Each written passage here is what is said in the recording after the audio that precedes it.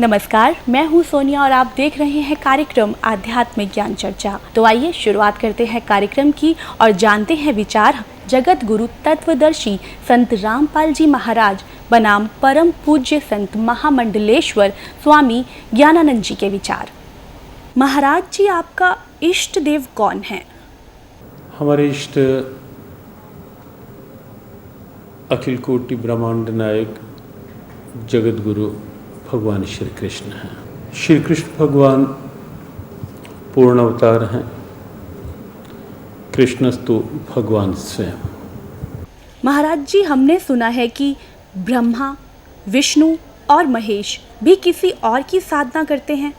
ब्रह्मा, विष्णु, महेश सृष्टि के उत्पत्ति करता या सीधे शब्द कहें कर्ता, भरता, हरता के रूप में वो हैं। और मूल क्योंकि परमात्मा है तो इसलिए ब्रह्मा, विष्णु और शिव भी उस भगवान की आराधना करते ही हैं। महाराज जी, आपसे जानना चाहते हैं कि क्या ब्रह्मा जी, विष्णु जी, महेश जी की जन्म और मृत्यु होती है? हम जन्म और मृत्यु शब्द तो नहीं लगा सकते उनके साथ, लेकिन ये निश्चित है कि कहीं ना कहीं उनकी आयु सीमा है। जब हम त्रिदेव के रूप में उन्हें लेते हैं तो कहीं ना कहीं एक आयु सीमा साथ साथ रहती है। ब्रह्मा जी भी हर सर्ग में, सृष्टि के हर उत्पत्ति में ब्रह्मा जी आते हैं, उत्पत्ति करते हैं, और हर प्रलय में फिर ये देव जो है ये इस विराट परमात्मा में लीन हो जाते हैं। तो इसलिए जन्म और मृत्यु शब्द नहीं, सर्ग और उसके पश्चात उस विराट परमात्मा में एक रूपता, लय होने की स्थिति वो साथ साथ है। तो ये थे स्वामी ज्ञानानंद जी के विचार। और आइए अब जानते हैं आदरणीय इस्कॉन प्रमुख महंत दास जी के विचार। क्या ब्रह्मा, विष्णु, महेश भी किसी और इष्ट की साधना करते हैं? देखिए, ये तीनों के तीनों भगवान श्री कृष्ण का ही स्मरण करते हैं। प्रभु जी, यहाँ मैं जानना चाहूंगी कि ब्रह्मा, विष्णु, महेश की भी मृत्यु होती है?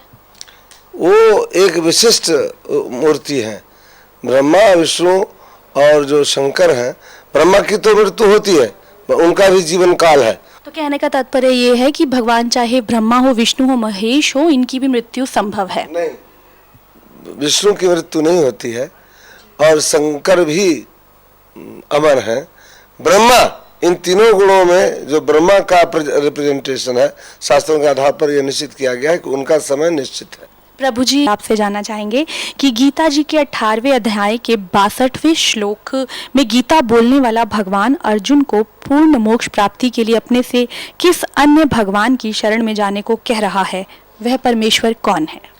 कृष्ण के अतिरिक्त कोई भगवान ही नहीं है। वो कह रहे हैं कि हृदय देशे अर्जुन तिष्ठति, ओ ईश्वर, ओ परमेश्वर, ओ श्री कृष्ण, ओ मैं तुम्हारे हृदय में विराजमान हूँ। कहाँ भटकता है, कहाँ देखेगा? कृष्ण के अतिरिक्त कोई भगवान ही नहीं है। ये थे आदरणीय इस्कॉन प्रमुख महंत दास जी के विचार। और आइए अब जानते हैं जगत गुरु तत्वदर्शी संत रामपाल जी महाराज के विचार। दंडवतम गोविंद गुरु बंधु अविजन सोए, पहले भये प्रणाम तिन नमो जो आगे होए। ये कृष्ण भगत, ये गुरु नकली कृष्ण जी के उपासक भ्रमित कर रहे हैं समाज को। कहते हैं कृष्ण ही तत्व है, श्री कृष्ण ही सब कुछ है, ये परम तत्व है, अविनाशी तत्व है। और फिर उसे प्रश्न किया, क्या ब्रह्मा, विष्णु, महेश नासवान है? हाँ, ब्रह्मा, विष्णु, महेश का जन्म मृत्यु तो नहीं कह सकते। स्वर्ग के बाद फिर उनका पूर्ण परमात्मा में विलीन हो जाते हैं और फिर स्वर्ग के बाद वापस आ जाते हैं। फिर प्रश्न किया कि ब्रह्मा, विष्णु, महेश किसकी साधना करते हैं? कहते उस पूर्ण परमात्मा की साधना करते हैं। अरे विष्णु जो पूर्ण परमात्मा की साधना करते हैं तो फिर अखिल ब्रह्मांड का नायक हो गया यूँ। और यहाँ चौथे अध्याय के 34वें श्लोक में जो एंड वेंड कर रहे हैं, बुआ बाई बक रहे हैं कि कृष्ण ही तत्व है, तत्व ही परमात्मा है, कृष्ण ही अविनाशी है, तत्व ही अविनाशी है। परमात्मा कहते हैं सटदल उआ बाई बकदा, ये उआ बाई बकते इनको कोई ज्ञान नहीं है, भ्रमित करें, पूरे मानव समाज को बर्बाद करें। तो पुण्यात्माओं, इस प्रकार हमने परमात्मा सच्चिदानंद घन ब्रह्म की वाणी को जो उन्होंने स्वयं आकर के कबीर देव रूप में, धानक कबीर रूप में, जुल्हा कबीर रूप में बनारस में बोली, धर्मदास साहेब जी ने, उनकी प्यारी आत्मा ने, जिनको परमात्मा मिले थे, उन्होंने लिपिबद्ध किया। उसके अंदर ये विशेष रहस्य और सब ज्ञान प्रमाणित है। सब प्रकार के यज्ञ कौन से करने चाहिए, कौन से ना करने चाहिए, और कौन सी साधना सही है, वो सब स्पष्ट लिखा हुआ है।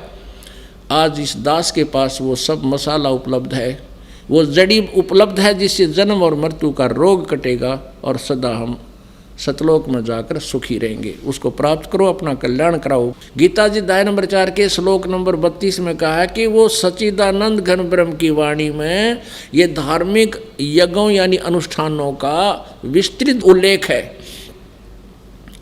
और उनको जानने के बाद फिर कर्म बंधन से सर्वथा मुक्त हो जाएगा।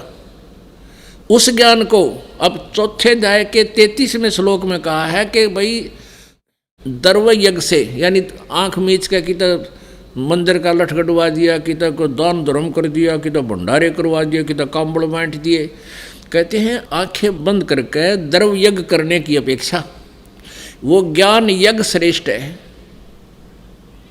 वो ज्ञान यज्ञ ही श्रेयकर है, वही लाभदायक है। ज्ञान यज्ञ का तात्पर्य सत्संग, तत्वदर्शी संत के वचन, उनको सुनना चाहिए। उसके बाद फिर उसके बताए अनुसार विधिवत साधना करने से और दान करने से लाभ होगा। वैसे मनमाना आचरण करने से कोई लाभ नहीं होगा।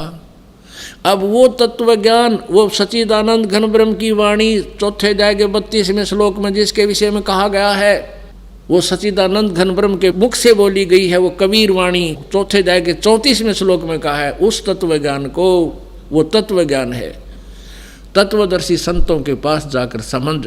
उस तत्व ज्ञान से तो गीता ज्ञानदाता यानी ब्रह्म भी अपरिचित है, वो अल्पज्ञ है, वो कंप्लीट ज्ञान नहीं रखता। नहीं तो 4 बात और लिख दो, जब 18 अध्याय बोले ये भी कह दो ये बात है, उसमें ये ज्ञान है, ऐसा है नहीं, उसको पता नहीं। ये कृष्ण भगत, ये गुरु नकली कृष्ण जी के उपासक भ्रमित कर रहे हैं समाज को। कहते हैं कृष्ण ही तत्व है, तत्व ही भगवान है, भगवान ही सब कुछ है, श्री कृष्ण ही सब कुछ है, ये परम तत्व है, अविनाशी तत्व है। गीता ज्ञान दाता ने गीता जी अध्याय नंबर 4 के श्लोक नंबर 25 से लेकर 31 तक बताया है कि कोई देवताओं की पूजा करता है और कोई यज्ञ करता है, कोई स्वाध्याय ही करता है, कोई तीक्ष्ण अहिंसावादी व्रत करता है, जैसे मुंह पर पट्टी बांध ली, नंगे पांव घूमते हैं।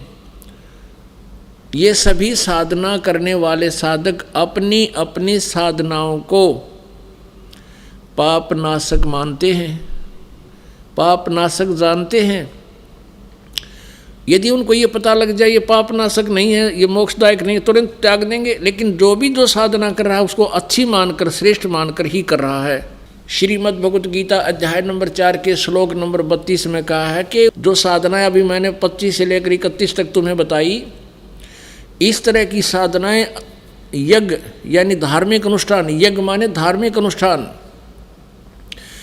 ब्रह्मणे मुखे सच्चिदानंद घन ब्रह्म की वाणी में यानी कबीर वाणी में, सच्चिदानंद घन ब्रह्म की वाणी में, परमेश्वर की वाणी में, तत्व ज्ञान में विस्तार से कहे गए हैं। उनको जानने के बाद फिर पूर्ण रूप से सभी पापों के कर्मों के बंधन से मुक्त हो जाएगा। यहाँ गीता अनुवादकों ने अनर्थ कर रखा है, यहाँ ब्रह्मणे मुखे का अर्थ कर दिया वेद की वाणी। नहीं, वेद की वाणी तो काल बोल ही रहा है। और यजुर्वेद अध्याय नंबर 40 के श्लोक नंबर 10 से लेकर 13 में कि वेद ज्ञानदाता भी ब्रह्म ही है। ये चारों वेद जो परमात्मा ने दिए थे वो अपने पुत्र ब्रह्मा को दिए हैं। इसमें स्वयं ये बीच में वक्ता भी बना है। ये कहता है कि उस परमात्मा के बारे में कोई संभवात माने जन्म लेने वाला, कोई असंभवात जो जन्म नहीं लेता, निराकार बताते हैं। उसके विषय में भी तत्वदर्शी संतों से पूछो, वही वास्तविकता बताएंगे। परमात्मा साकार है व निराकार। और यजुर्वेद अध्याय नंबर 40 के श्लोक नंबर 10 से लेकर 13 में ये भी स्पष्ट किया है। वेद ज्ञानदाता कहता है कि किसी ने अक्षर ज्ञान हो गया वो तो विद्वान कहलाता है, जिसको अक्षर ज्ञान नहीं उसको अविद्वान कह देते हैं। विद्वान और अविद्वान की परिभाषा भी वो तत्वदर्शी संत बताएगा, उससे सुनो। पुण्यात्माओं, परमात्मा पूर्ण ब्रह्म कबीर देव जी स्वयं परमेश्वर थे। वो संस्कृत भाषा से जानबूझकर अपरिचित सिद्ध किया करते थे, ना वो तो सब भाषाओं को जानते हैं। इसलिए उन्होंने ये राज रखा था कि कहीं आने वाले समय में जो अब परमात्मा ने ये खोलना था भेद, ये अज्ञानी ये टांग ना अड़ा दें कि कबीर जी भी शिक्षित थे, इन्होंने वेदों को गीता को पढ़ लिया होगा। नहीं, तो कहने का भाव ये है कि ये कबीर परमेश्वर 600 वर्ष पहले यही ज्ञान दिया करते थे। उन्हीं का दिया हुआ ज्ञान दास आज आपके समक्ष कर रहा है। तो ये ज्ञानी कहा करते थे वो तो अविद्वान है, उसको संस्कृत भाषा नहीं आती, और सारे समाज ने मान लिया था कि कबीर अविद्वान है। वेद कह रहे हैं ये परिभाषा विद्वान और अविद्वान की नहीं होती। एक अक्षर ज्ञान को सीख ले, जैसे किसी ना संस्कृत भाषा आती है वो इंग्लिश में अविद्वान है, वो पंजाबी में अविद्वान है। एक संस्कृत भाषा के जान लेने से विद्वान और अविद्वान नहीं होता। विद्वान वो होता है जो परमात्मा के तत्व ज्ञान से परिचित है, और वो परमेश्वर कबीर जी थे वो विद्वान। तो कहने का भाव ये है कि वेद भी ऑप्शन छोड़ दिया वेदों ने भी कि उस तत्व ज्ञान को तो कोई तत्वदर्शी संत बताएगा। अगर यहाँ कोई कहे, गीता जी अध्याय नंबर 4 के श्लोक नंबर 32 में इन्होंने ब्रह्मणे मुखे का अर्थ वेद की वाणी लिख दिया, पर प्रथम तो ब्रह्म माने वेद नहीं होता। इन्होंने तत्व ज्ञान से अपरिचित होकर के ऐसे अनर्थ किए हैं। ब्रह्म तो समझो परमात्मा है, वेद उसका विधान है। राजा का अर्थ विधान संविधान नहीं किया जा सकता। अगर कोई करता है तो वो उस उल्लेख से परिचित नहीं, उसमें लेखक बताना क्या चाहता है। तो गीता जी अध्याय नंबर 4 के श्लोक नंबर 32 में ब्रह्मणे मुखे का अर्थ इन्होंने अनर्थ कर दिया, वेद की वाणी लिख दिया। यहाँ लिखना था सच्चिदानंद घन ब्रह्म की वाणी, जबकि 17वें अध्याय के 23वें श्लोक में यही ब्रह्मणे शब्द है। ओम तत्सत इति निर्देश है ब्रह्मणे त्रिविध समर्थ है, उसमें ब्रह्मणे का अर्थ वहाँ ठीक किया इन्होंने। सच्चिदानंद घन ब्रह्म के पाने का, सच्चिदानंद घन ब्रह्म का ओम तत्सत, ये 3 मंत्र के जाप का निर्देश है। या त्रिविध समर्थ, ये 3 प्रकार से इसका सेवन होता है। अब यहाँ ओम तो ब्रह्म का, और तत् ये अक्षर ब्रह्म का, और सत ये परम अक्षर ब्रह्म का। यानी तत् और सत ये दोनों सांकेतिक शब्द हैं, ये दास बताओगा। और किसी के पास इस पृथ्वी पर इस 21 ब्रह्मांड में ये ओम तत्सत का वास्तविक ज्ञान नहीं है। ओम तो सीधा ब्रह्म का, तत् ये पर ब्रह्म का, इसको अक्षर पुरुष भी कहते हैं। गीता जी अध्याय नंबर 15 के श्लोक नंबर 16 में क्षर पुरुष और अक्षर पुरुष ये 2 भगवान बताए हैं। और 17वें में कहा कि इन दोनों से अन्य कोई श्रेष्ठ परमात्मा है, वही वास्तव में अविनाशी है, वही पूर्ण परमात्मा है, वो सबका धारण पोषण वही करता है, सबका मालिक, कुल का वो मूल रूप परमात्मा वही है, वो परम अक्षर ब्रह्म है। तो ये ओम तो इस सरपुरुष का यानी ब्रह्म का जाप है, काल का, जो ये स्वयं भी स्वीकार कर रहा गीता जी अध्याय नंबर 8 के श्लोक नंबर 13 में। और तत् और सत, तत् ये परब्रह्म का है, ये गुप्त है, ये दास बताएगा। और सत्य ये भी गुप्त है, ये परम अक्षर ब्रह्म का मंत्र है। इन तीनों को मिलकर इनकी 3 प्रकार से विधि है सिमरण करने की, और इसका जाप करने से वो पूर्ण मोक्ष प्राप्त होता है, जहाँ जाने के बाद फिर कभी जन्म मृत्यु नहीं होती, वो शाश्वत स्थान प्राप्त होता है। तो उसके लिए ऑप्शन छोड़ दिया कि वो तत्वदर्शी संत बताएंगे। महाराज जी, आपसे यहाँ ये भी जानना चाहेंगे कि गीता जी के अध्याय 4 के श्लोक नंबर 34 में तत्वदर्शी संत से तत्व ज्ञान समझने के लिए कहा है, वह तत्वदर्शी संत कौन है तथा उसकी पहचान क्या है? ये बड़ा गहरा और कुछ जटिल सा प्रश्न है। ये श्लोक बहुत महत्वपूर्ण है और भगवान श्री कृष्ण की बड़ी सीधी प्रेरणा है इसी श्लोक में। तद्विद्धि प्रणिपातेन परिप्रश्नेन सेव्यः उपदेक्ष्यन्ति ते ज्ञानम ज्ञानिनः तत्वदर्शिनः। भगवान ने कहा उस ज्ञान की प्राप्ति के लिए तो तत्वदर्शी महापुरुष का आश्रय ले। एक बात तो ये है कि भगवान कृष्ण सर्वज्ञान संपन्न हैं। तत्वदर्शी महापुरुष वो हैं जिन्होंने उस तत्व का साक्षात्कार लिया है। तत्व स्वयं परमात्मा है, स्वयं परमात्मा श्री कृष्ण हैं। श्री कृष्ण ये वाणी बोल रहे हैं, लेकिन फिर भी एक परंपरा का निर्वाह कर रहे हैं कि महापुरुषों के द्वारा ये ज्ञान मिलेगा, गुरु परंपरा से ज्ञान मिलेगा। तो जो तत्वदर्शी की बात है वो बात है कि जो परमात्म तत्व सबके भीतर है, जो चेतन तत्व सबके भीतर है, जिसने उस तत्व से एक रूपता कर ली है, जो केवल जड़ता में नहीं जी रहा, चेतना में जी रहा है, जो केवल बाहर के आकर्षणों में नहीं जी रहा, अंदर उस ईश्वरीय भाव की प्रियता में जी रहा है, वही तत्वदर्शी है। जहाँ तक पहचान की बात है, पहचान तो जब हम किसी ऐसे महापुरुष के सन्निधि में होंगे तो स्वतः यदि हमारे मन की जिज्ञासा है तो उस महापुरुष का भाव हमें ईश्वरीय भाव की ओर प्रेरित करता हुआ दिखेगा।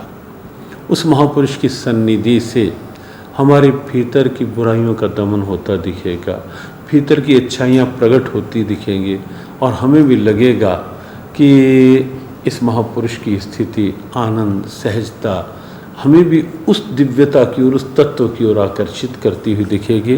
पहचान तो सन्निधि से स्वतः होने लगती है। बाह्य रूप में हम कहें तो बाह्य रूप में लक्षण, बाह्य वेशभूषा पहचान नहीं है, बाहर का कोई लक्षण पहचान नहीं है। पहचान तो अंदर की अवस्था ही है, जो गीता ने स्थित प्रज्ञा के रूप में कही कि संसार में रह रहा है लेकिन संसार की चाह नहीं है, संसार में रह रहा है लेकिन अनुकूल प्रतिकूल परिस्थितियों में अपने आप को रखे हुए है, जो मिल गया जैसा है उसमें संतुष्ट है, प्रसन्न है। ऐसे ढेरों लक्षण गीता ने बताए। तो ये थे स्वामी ज्ञानानंद जी के विचार।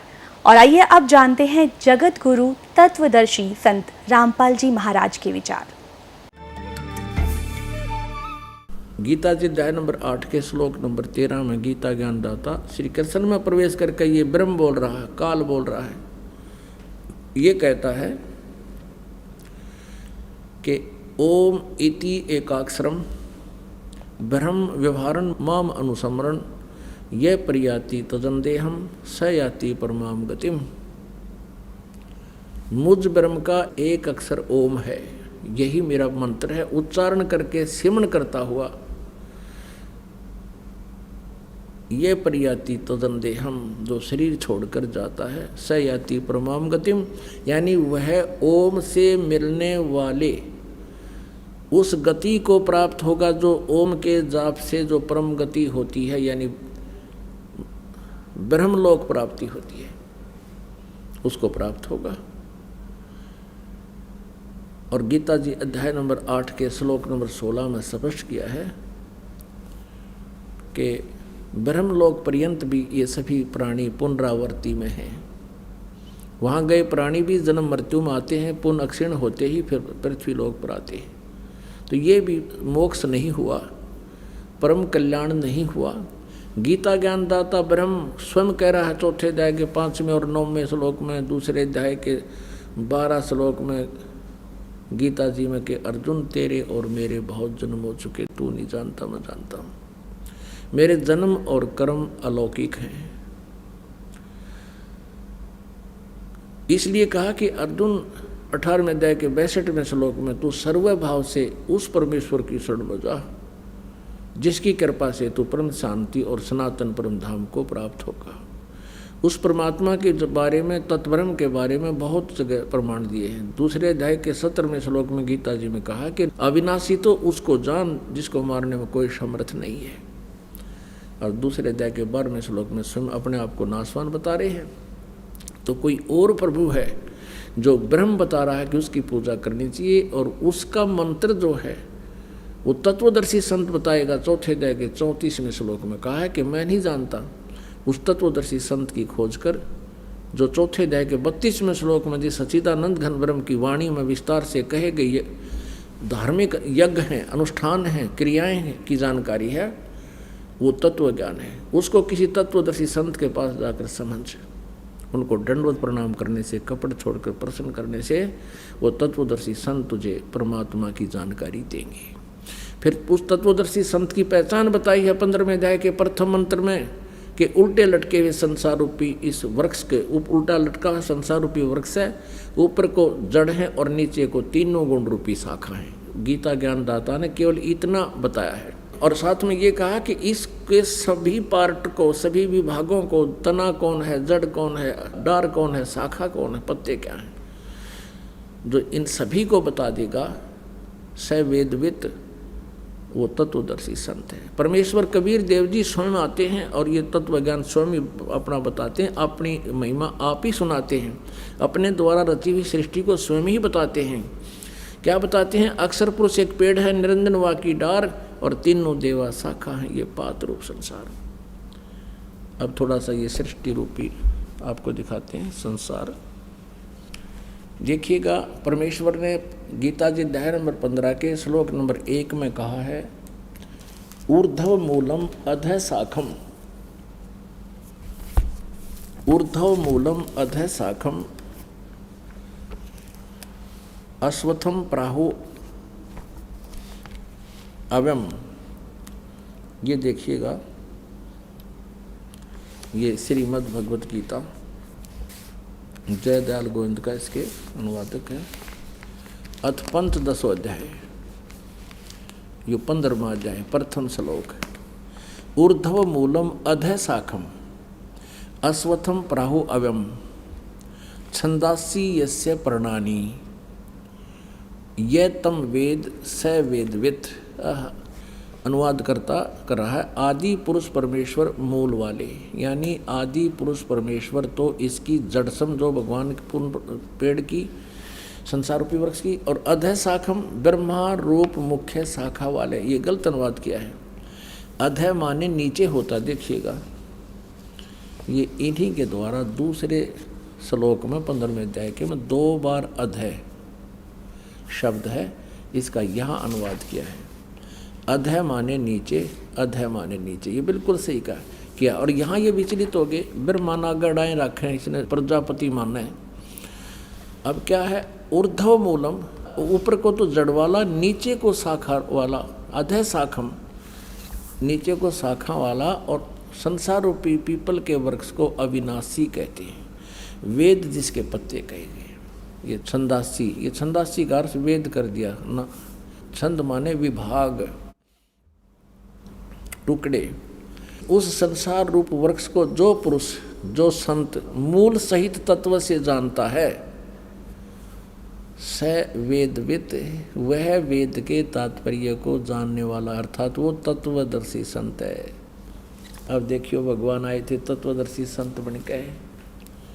पुण्यात्माओं, गीता जी अध्याय नंबर 15 के श्लोक नंबर 1 में स्पष्ट कर दिया कि ऊर्ध्व मूलम अधः शाखम प्राहु अश्वत्थम अव्यम और छंदासी यस्य पर्णानि ये तम वेद स वेदवित। अब क्या बताया है कि उस संसार रूपी वृक्ष के ऊपर न तो जड़ तो मूल मालिक है, कुल परमात्मा समझो, जिससे सारे ब्रह्मांडों को आहार मिलता है, वो सबका धारण पोषण करता है, वो परमात्मा तो समझो संसार रूपी वृक्ष की जड़ है। और नीचे को तीनों गुण, रजगुण ब्रह्मा, सतगुण विष्णु, तमगुण शिव जी रूपी शाखाएं हैं। और जो संत इनके सभी पार्ट्स को, सभी विभागों को बता देगा, तना कौन है, मूल कौन है, टार कौन है, और पत्ते कौन, शाखा कौन, सवेदवित, वो तत्वदर्शी संत है। परमेश्वर ने 600 वर्ष पहले बताया था। देखिएगा, ये अब संसार रूपी वृक्ष का चित्र। ऊर्ध्व मूलम अधः शाखम, ऊपर को जड़ वाला, जड़ तो समझो पूर्ण परमात्मा परम अक्षर ब्रह्म है, और नीचे को शाखा वाला। परमात्मा ने कहा अक्षर पुरुष एक पेड़ है, ये समझो इतना। पृथ्वी से बाहर जो दिखाई देता है उसको पेड़ कहते हैं। ये अक्षर पुरुष तना है, ये तो अक्षर पुरुष है, जिसे गीता जी अध्याय नंबर 15 के श्लोक नंबर 16 और 17 में 3 पुरुष बताए हैं। एक अक्षर पुरुष, एक ये सर पुरुष यानी ज्योति निरंजन डार, और एक परम अक्षर ब्रह्म है, उत्तम पुरुषत्वन्य, ये जड़ है, ये परम अक्षर ब्रह्म है, ये मूल मालिक है, पूर्ण परमात्मा, आदि पुरुष परमेश्वर। तो इस संसार रूपी वृक्ष की जड़ समझो। तो क्या बताया परमात्मा ने कि अक्षर पुरुष एक पेड़ है और ज्योत निरंजन हुआ की डार, इसको सरपुरुष भी कहते हैं, ब्रह्म भी कहते हैं, इसको काल भी कहते हैं। इसको डार समझो, सरपुरुष सरब्रह्म अर्थात सरपुरुष, इसको काल ब्रह्म भी कहते हैं, इसको सरपुरुष भी कहते हैं। ये अक्षर पुरुष कहलाता है। और तीनों देवा शाखा हैं, बाई पात रूप संसार। परमेश्वर ने 15वें अध्याय को गीता जी को इस एक ही अपनी अमृतवाणी के एक ही लोकोक्ति में, एक ही दोहे में स्पष्ट कर दिया है। कबीर अक्षर पुरुष एक पेड़ है, निरंजन वाकी डारे, तीनों देवा शाखा हैं, पात रूप संसार। अब ये इतना बताया कि अक्षर पुरुष एक पेड़ है, निरंजन ये काल समझो, ये एक इसकी एक डार है, और इसके 3 पुत्र, ये 3 शाखाएं हैं, रजगुण ब्रह्मा, सतगुण विष्णु, तमगुण शिव जी, और आप जी यहाँ पर हैं, हम यहाँ पर हैं आगे। अब ध्यान करना, हम यहाँ पर हैं आगे। अपने आत्माओं, श्रीमद् भगवत गीता अध्याय नंबर 15 में स्पष्ट कर दिया कि ऊपर को जड़ वाला, नीचे को तीनों गुण रूपी शाखा वाला, ये उल्टा लटका हुआ एक संसार रूपी वृक्ष है। जड़ तो समझो परम अक्षर ब्रह्म है, ये पूर्ण परमात्मा है, और नीचे की तीनों गुण रूपी शाखा बता दी काल ने, और कुछ नहीं बताया। ऊपर न जड़ है ऊर्ध्वमूलम, और नीचे को तीनों गुण रूपी शाखा है। ये देखिएगा, यही श्रीमद् भगवत गीता, फिर देखिएगा। ये आप पढ़ रहे हैं, अभी आपने 15वें अध्याय का प्रथम मंत्र पढ़ लिया। जो संत इस संसार रूपी वृक्ष को मूल सहित जड़ते लेकर पत्याति सही बता देगा, स वेदविद, वह वेद के तात्पर्य को जानने वाला। आगे देखना 2 में क्या कहा है कि उस संसार वृक्ष की तीनों गुण रूप है, जल से बड़ी हुई नहीं है, तीनों गुण रूप है। विषय पर वाला, ये भी देख लियो साथ में, विषय पर वाला शाखा, ये विषय विकारों वाली तीनों गुण रूपी शाखाएं हैं। इसका सीधा सा अर्थ बनता है, न तो और कुछ लिख रखा है। वो नीचे और ऊपर फैली हुई है। मनुष्य लोक में कर्मों के बंधन में कर्मानुसार बांधने वाली, जैसा जिसका कर्म है उस तरह रोके रखने वाली की भी ये मुख्य कारण है। मूलानी, ये तीनों गुण, रजगुण ब्रह्मा, सतगुण विष्णु और तमगुण शिव जी, ये जीवों को कर्मानुसार यहाँ बांधे रखती हैं, यहाँ फंसाए रखते हैं।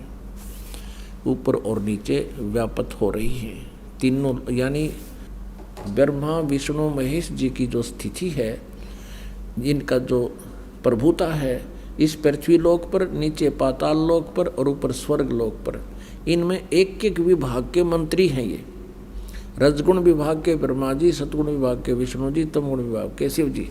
अब हमने ये देखना है कि रजगुण ब्रह्मा है, सतगुण विष्णु, तमगुण शिव जी, तब हम इस पवित्र सदग्रंथ गीता जी को समझ पाएंगे। इसके लिए हम आप सहयोग लेंगे पवित्र श्रीमद् देवी भागवत दुर्गा पुराण का, संस्कृत सहित, ये हिंदी टीका सहित। ये कहाँ से छपी है?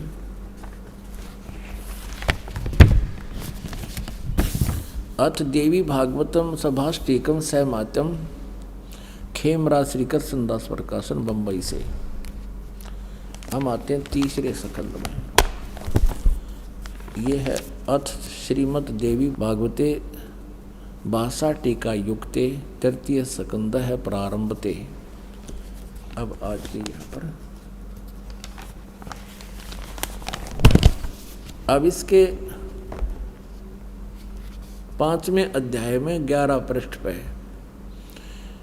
तृतीय स्कंद अध्याय 5 के, और 8वें मंत्र को पढ़ेंगे। 7वां यहाँ समाप्त हुआ, 8वां है ये स्टार्ट हुआ। भगवान शंकर कहते हैं, हे माता दुर्गा को, यदि हमारे ऊपर सदा आप दया युक्त हो तो हमको तमोगुण में, शंकर जी करे मुझे तमोगुण क्यों बना दिया, किस प्रकार प्रदान किया, ब्रह्मा रजोगुण और हरि सतगुण युक्त क्यों किए हैं। अब फिर अभी संस्कृत और देख लेंगे हम, क्योंकि देवनागरी लिपि है, आसानी तो समझ में आ जाएगी। यहाँ 7वां श्लोक समाप्त हुआ, 8वां प्रारंभ हुआ। यदि दया धर्मना न सदाम्बिके, यदि आप हमारे ऊपर दया युक्त हो तो हे अंबिके, हे माता, कथम अहम विहिता च, मैं क्यों उत्पन्न कर दिया, मैं क्यों बना दिया, क्यों उत्पन्न कर दिया तमोगुण, मैं तमोगुण क्यों उत्पन्न कर दिया। और कमल जय, कमल से उत्पन्न होने वाले ब्रह्मा जी को रजोगुण संभव, आपने रजोगुण क्यों बना दिया, क्यों उत्पन्न संभव है उत्पन्न करना। और सुविहिता के मुँह सतोगुण हरि और विष्णु जी को आपने सतोगुण क्यों बना दिया। इति सिद्धम रजगुण ब्रह्मा सतगुण विष्णु तम गुण शिव जी। फिर देखिएगा शिव पुराण गीता प्रेस गोरखपुर से प्रकाशित है। इसके 110 पृष्ठ पर आपको दिखाते हैं। इसके संपादक हनुमान प्रसाद पोदार ओनली। इसमें स्पष्ट किया है कि ब्रह्मा विष्णु महेश में गुण हैं। ये है पृष्ठ 110 संक्षिप्त शिव पुराण 9वां अध्याय रुद्र संहिता 9वां अध्याय। इस प्रकार ब्रह्मा विष्णु तथा रुद्र इन 3 देवताओं में गुण हैं। रजगुण ब्रह्मा है, सतगुण विष्णु, तमगुण शिव जी। रुद्र यानी महेश भी कहते हैं इसको। और परंतु शिव, ये काल खुद शिव रूप में प्रकट हो जाता है, कभी ब्रह्मा रूप में हो जाता है, परंतु शिव गुणातीत माने गए। यानी काल जो है ब्रह्मा विष्णु महेश और शिव से अलग है। अभी भी आपको दिखाया था, अब फिर थोड़ा दिखाना पड़ेगा। वही प्रकरण है कि एक बार ब्रह्मा विष्णु महेश का आपस में झगड़ा हो गया और इस बात पर मैं तेरा बाप, विष्णु कहता मैं तेरे बाप, ब्रह्मा जी कहते मैं तेरा बाप। इनके बीच में स्तंभ खड़ा कर दिया। ये 24 पृष्ठ पर संक्षिप्त शिव पुराण में और विद्वेश्वर संहिता में। तो यहाँ इन दोनों का झगड़ा हुआ तो वो काल आ गया बीच में। फिर वो कहता है, ब्रह्मा और विष्णु ने पूछा, प्रभु सृष्टि आदि 5 कर्तव्यों के लक्षण क्या क्या हैं, ये हम दोनों को बताइए। भगवान शिव बोले, ये काल बोला इनका बाप पिताजी। अब देखिएगा 26 पृष्ठ पे हम थोड़ा सा कंसेप्ट क्लियर करेंगे कि शंका ना रह जाए। 26 पृष्ठ पे नीचे आइएगा। यो काल बोला, पुत्रों तुम दोनों ने तपस्या करके प्रसन्न हुए मुझ परमेश्वर से सृष्टि और स्थिति नामक 2 कृत प्राप्त किए। और इसी प्रकार मेरी विभूति स्वरूप रुद्र और महेश ने, एक मैं नहीं है, ने 2 अन्य उत्तम कृत संहार और तिरोभाव मुझसे प्राप्त किए।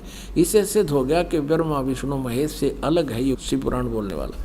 तो ये सिद्ध हो गया कि रजगुण ब्रह्मा है, सतगुण विष्णु, तमगुण शिव जी। और बताते हैं,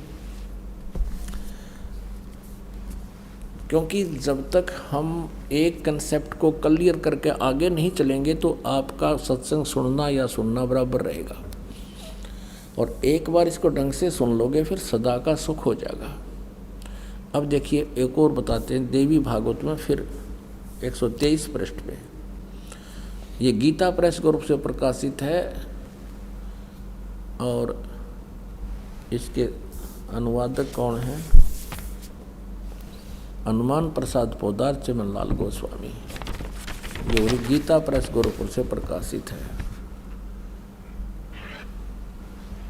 इसके 123 पृष्ठ पर देखिए, 3रे स्कंद में, 3रा स्कंद, तुम शुद्ध स्वरूपा हो। भगवान विष्णु कह रहे तुम शुद्ध स्वरूपा हो, ये सारा संसार तुम्हीं से उद्भासित हो रहा है। मैं ब्रह्मा और शंकर हम सभी तुम्हारी कृपा से विद्यमान हैं। हमारा आविर्भाव मन जन्म और तिरोभाव बिन मृत्यु हुआ करता है। केवल तुम ही नित हो, जगत जननी हो, प्रकृति और सनातनी देवी हो।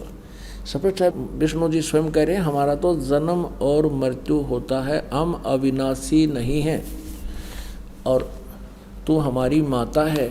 शंकर भगवान बोले, देवी यदि महाभाग विष्णु तुम्ही से प्रकट हुए हैं तो उनके बाद उत्पन्न होने वाले ब्रह्मा भी तुम्हारे ही बालक हुए। फिर मैं तमोगुणी लीला करने वाला शंकर क्या तुम्हारी संतान नहीं हुआ? अर्थात मुझे भी उत्पन्न करने वाली तुम ही हो शिवे। संपूर्ण संसार की सृष्टि करने में तुम बड़ी चतुर हो। इस संसार की सृष्टि, स्थिति और संहार में तुम्हारे गुण सदा समर्थ हैं। उन्हीं तीनों गुणों से उत्पन्न रजगुण ब्रह्मा, सतगुण विष्णु, तमगुण शंकर नियमानुसार कार्य में तत्पर रहते हैं। इन तीनों गुणों से उत्पन्न अपनात्माओं, इस पवित्र पुराण के इन चंद पंक्तियों ने, इस पवित्र देवी पुराण की चंद पंक्तियों ने ये 4 कंसेप्ट क्लियर कर दिए। एक तो ब्रह्मा विष्णु महेश नासवान हैं, ये अजर व अमर नहीं है। दूसरा ये कर दिया कि दुर्गा इनकी माता है। तीसरा ये कर दिया कि ये रजगुण ब्रह्मा, सतगुण विष्णु, तम गुण शिव जी। और चौथा ये कर दिया कि केवल जैसा जिसका कर्म है उतना ही दे सकते, ये कोई परिवर्तन नहीं कर सकते। अब हमने इसको समझने के लिए गीता जी को सबसे पहले ये कंसेप्ट क्लियर होना चाहिए कि रजगुण ब्रह्मा है, सतगुण विष्णु, तम गुण शिव जी। तब ये, क्योंकि गीता जी 4 वेदों के संक्षिप्त वर्णन है इसमें और कोड वर्डों में है, इसको तत्वदर्शी संत बताओगा, ये गीता ज्ञानदाता स्वयं कह चुका है। अब देखिएगा मार्कंडेय पुराण में, मार्कंडेय पुराण सचित्र मोटा टाइप, गीता प्रेस गोरखपुर से प्रकाशित है। इसके 123 पृष्ठ पर देखिएगा। इस प्रकार स्वयंभू परमात्मा की 3 अवस्थाएं हैं। रजगुण प्रधान ब्रह्मा, तमोगुण प्रधान रुद्र, सत्व प्रधान विश्वपालक विष्णु है। और यही 3 देवता हैं और यही 3 गुण हैं। रजगुण ब्रह्मा, सतगुण विष्णु, तमगुण शिव जी, ये तीनों गुण भी कहलाते हैं इति सिद्धम। पुण्यात्माओं, अब हम श्रीमद् देवी भागवत को बहुत आसानी से समझेंगे। देखिएगा, ये श्रीमद् देवी भागवत जयदयाल गोविंद का इसके अनुवादक हैं, गीता प्रेस गोरखपुर से प्रकाशित है। ये 15वें अध्याय का, हम 15 अध्याय का प्रथम मंत्र हमने पढ़ लिया। और दूसरा ये है कि इस संसार की तीनों गुण रूप, रजगुण ब्रह्मा, सतगुण विष्णु, तम गुण शिव जी रूप, ये शाखाएं हैं। यहाँ देखिएगा, विषय परवाला शाखा, विषय परवाला शाखा, विषय भोग यानी विकारों वाली ये शाखाएं ऊपर और नीचे फैली हुई हैं। मनुष्य लोक में कर्मों के बंधन में कर्मानुसार बांधने वाले भी ये तीनों गुण ब्रह्मा विष्णु महेश बांधन की मुख्य कारण हैं, जड़ हैं। जो कारण बीमारी की जड़ ये है, और नीचे और ऊपर फैली हुई है। सभी लोकों में नहीं, केवल 3 लोकों में, ऊपर और नीचे। तीसरे में कहा है, इस संसार वृक्ष का स्वरूप जैसा कहा है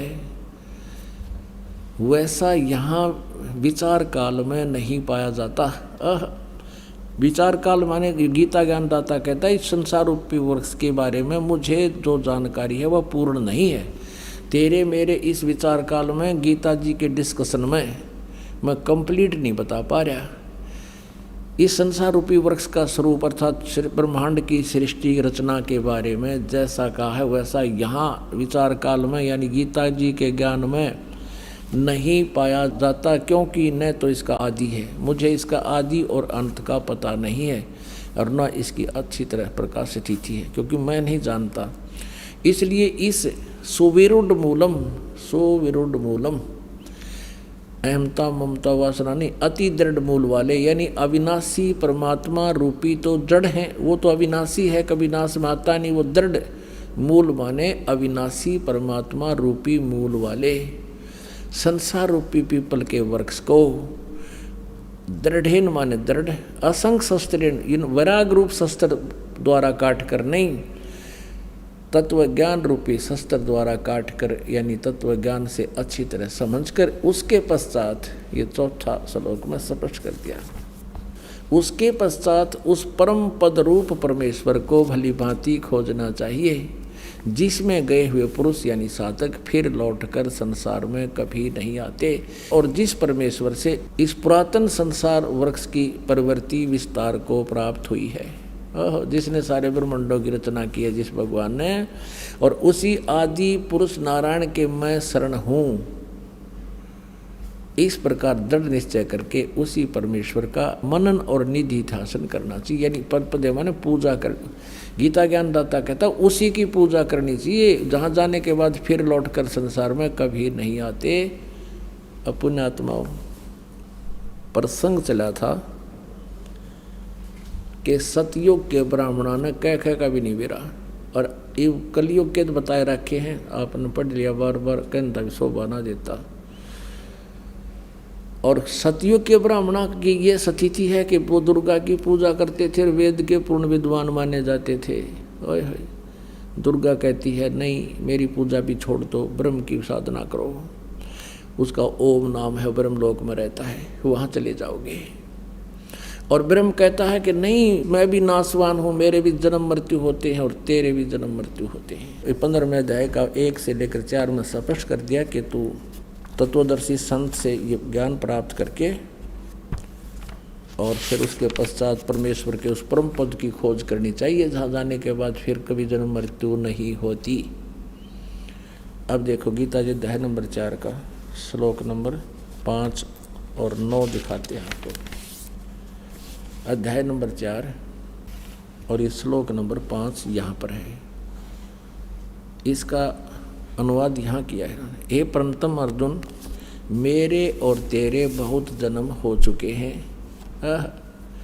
हे परंतम अर्जुन, मेरे और तेरे बहुत से जन्म हो चुके हैं, उन सबको तू नहीं जानता, मैं जानता हूँ। अब 9 में, ये चौथे अध्याय का 9वां। हे अर्जुन, मेरे जन्म और कर्म दिव्य अर्थात अलौकिक हैं। अध्याय नंबर 2 का श्रीमद् भगवद गीता और 12 श्लोक है।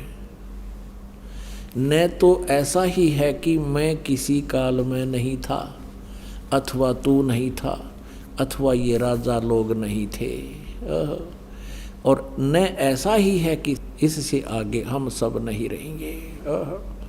स्पष्ट हो गया। ये गीता ज्ञानदाता कहता कि हम पहले भी थे, ना सोचा पहले ना थे, आगे ना होंगे, आगे भी होंगे, जन्म मृत्यु हमारे होते रहेंगे। अब 17वें श्लोक में, दूसरे अध्याय का 17वां श्लोक देखिएगा। इसमें कहा कि नाश रहित तो उसको जान, जिससे ये संपूर्ण जगत दृश्य वर्ग व्याप्त है, इस अविनाशी का विनाश करने में कोई भी समर्थ नहीं है। और 18वें अध्याय के 62वें श्लोक में इसीलिए कहा कि अर्जुन तू सर्वभाव से उस परमेश्वर की शरण में जा। 18वां का है 62वें श्लोक में, हे अर्जुन सब प्रकार से उस परमेश्वर की शरण में जा। सब प्रकार माने सबकी पूजाएं त्याग कर उसकी शरण में जा। उस परमात्मा की कृपा से ही तू परम शांति को तथा सनातन परम धाम को प्राप्त होगा, फिर तेरी जन्म मृत्यु नहीं होगी। पुण्यात्मा, कुछ भक्त जन ये समझते हैं कि संत रामपाल जो है ब्रह्मा विष्णु महेश की जो है ना आलोचना करता है। नहीं,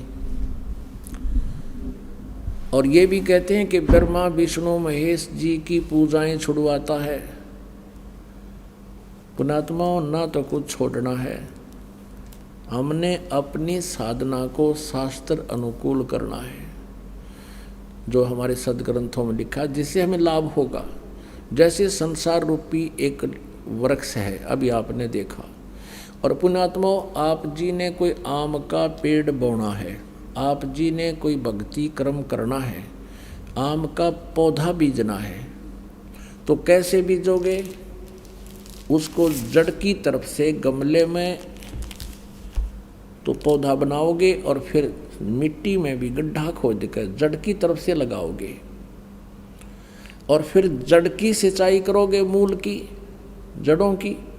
तो जड़ की यानी मूल की सिंचाई करने से संसार रूपी ये पौधा बड़ा होगा और फिर टहनियाँ के फल होंगे, लगेंगे। परमात्मा कहते हैं अक्षर पुरुष एक पेड़ है, निरंजन वा की डार, और तीनों देवा शाखा हैं, ये पात रूप संसार। अब देखिएगा, सीधा बीजा हुआ लगाया हुआ भक्ति रूपी पौधा, ये है एक पौधे को बीजने का प्रॉपर वे, सुचारू विधि ये है। नीचे को जड़ है, जड़ को मिट्टी में या गमले में पौधा बनाया है, फिर इसको गड्ढा खोद कर मिट्टी में डाला जाए और फिर जड़ की पूजा करे, फिर इससे क्या होगा कि ये सब टहनियाँ बढ़ जाएंगी, ये देवता। आहा। और हम क्या कर रहे हैं, हम उल्टा कर रहे हैं। हमने ब्रह्मा विष्णु महेश यानी टहनियों की तब पूजा शुरू कर दी और जड़ की पूजा छोड़ दी। हमने साधना शास्त्र विरुद्ध शुरू कर रखी है। और परमात्मा यही कहा करते, ये दास भी यही कहता है, परमेश्वर कहा करते थे कि इसको ऐसे कर लो। एक कै साध्य सब सदे है, सब साध्य सब जावे। सब साधन थे सारा नष्ट हो गए थे, पौधा उगना ही नहीं, लगना ही नहीं। एक कै साध्य सब सदे, एक की साधना करने से सारा पौधा प्रफुल्लित हो जाएगा। और सब साध्य सब जावे, माली यानी समझदार व्यक्ति जो सही प्रोसीजर से परिचित है। माली सिंचे मूल को हो, वो फल फूल गोए। कितने सिंपल वे में बताया परमात्मा ने कि एक के साध्य सब सद है, यानी पूरा काम हो जाएगा एक मूल भगवान की पूजा करने से। और सब साध्य सब जावे, ये तो नाश कर दिया भक्ति का। हम ऐसा कर रहे हैं, सचमुच ऐसी साधनाएं कर रहे हैं, गीता और वेदों के अनुसार ना करके मनमुखी साधनाएं कर रहे हैं। ये कृष्ण भगत, ये गुरु नकली कृष्ण जी के उपासक भ्रमित कर रहे हैं समाज को। कहते हैं कृष्ण ही तत्व है, श्री कृष्ण ही सब कुछ है, ये परम तत्व है, अविनाशी तत्व है। और फिर उसे प्रश्न किया, क्या ब्रह्मा विष्णु महेश नासवान है? हाँ, ब्रह्मा विष्णु महेश का जन्म मृत्यु तो नहीं कह सकते, स्वर्ग के बाद फिर उनका पूर्ण परमात्मा में विलीन हो जाते हैं और फिर स्वर्ग के बाद वापस आ जाते हैं। फिर प्रश्न किया कि ब्रह्मा विष्णु महेश किसकी साधना करते हैं? कहते उस पूर्ण परमात्मा की साधना करते हैं। अरे विष्णु जो पूर्ण परमात्मा की साधना करते हैं तो फिर अखिल ब्रह्मांड का नायक हो गया यूँ। और यहाँ चौथे अध्याय के 34वें श्लोक में जो एंड वेंड कर रहे हैं, बुआ बाई बक रहे हैं कि कृष्ण ही तत्व है, तत्व ही परमात्मा है, कृष्ण ही अविनाशी है, तत्व ही अविनाशी है। परमात्मा कहते हैं सटदल उआ बाई बकदा, ये उआ बाई बकते इनको कोई ज्ञान नहीं है, भ्रमित करें, पूरे मानव समाज को बर्बाद करें। निरंजन धन तेरा दरबार, निरंजन धन तेरा दरबार, जहाँ पर तनिक ना न्याय विचार।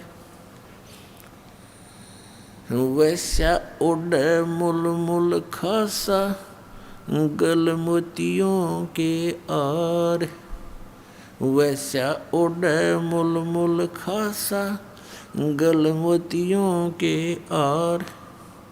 पतिव्रता को मिले न खादी, ये सूखा नरस आहार। निरंजन धन तेरा दरबार, निरंजन धन तेरा दरबार, जहाँ पर तनिक ना न्याय विचार। पाखंडी की पूजा जग में, संत को कहें लबाड़। पाखंडी की पूजा जग में, संत को कहें लबाड़। अज्ञानी को परम विवेकी, ज्ञानी को मूढ़ गंवार। निरंजन धन तेरा दरबार, निरंजन धन तेरा दरबार, जहाँ पर तनिक न न्याय विचार। कह कबीर सुनो भाई साधो, यहाँ सब उल्टा व्यवहार। कहे कबीर सुनो भाई साधो, यहाँ सब उल्टा व्यवहार। सच्चों को तो ये झूठा बतावें, इन झूठों का एतबार। निरंजन धन तेरा दरबार, निरंजन धन तेरा दरबार, जहाँ पर तनिक ना न्याय विचार।